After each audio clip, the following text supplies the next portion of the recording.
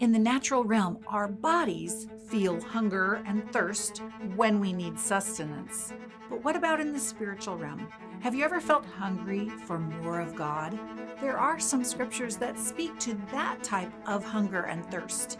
Psalm 42, 1 and 2 reads, "As the deer pants for the water brooks, so pants my soul for you.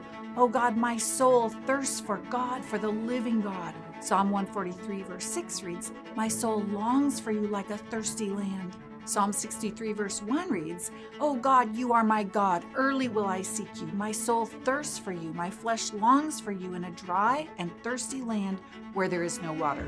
Do you notice what part of us these verses talks about? It's our soul that thirsts, longs, or hungers for God. Our soul is our mind, will, and emotions. It's the part of our being that God created to have feelings and to be affected by the world around us.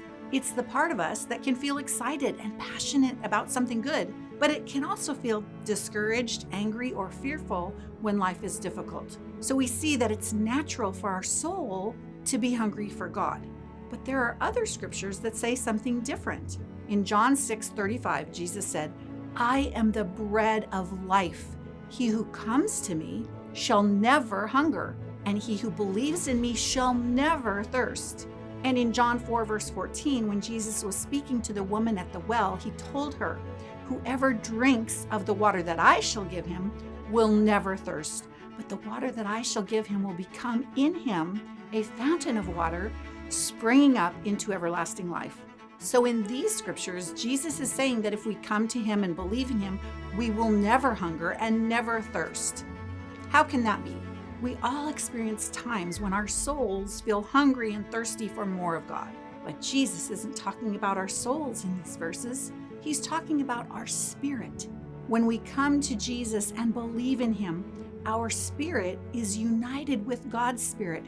And in that place of union with God, we are fulfilled in God's presence, and there's no lack, no hunger, no thirst. If we are believers in Jesus, our spirit will never hunger and never thirst for more of God because we are united and filled with him. So what do we do when we feel far from God or experience trials and disappointments which cause us to hunger and thirst for God? In John 7:37 and 38, Jesus cried out, "If anyone thirsts, let him come to me and drink. He who believes in me, as the scripture has said, out of his heart will flow rivers of living water." This is a promise.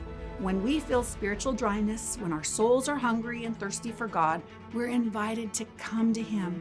And as we drink of him, out of our hearts will flow rivers of living water that will satisfy our thirst and will flow to others so they might experience the fullness of God. It's important that we live from the place of our union with God, where our spirit is united with God's spirit. When we live from that place, we will never hunger and never thirst, because no matter what's happening in our lives that might bring discouragement or fear to our souls, we can be satisfied and content because nothing can touch our union with God where there is no hunger or thirst.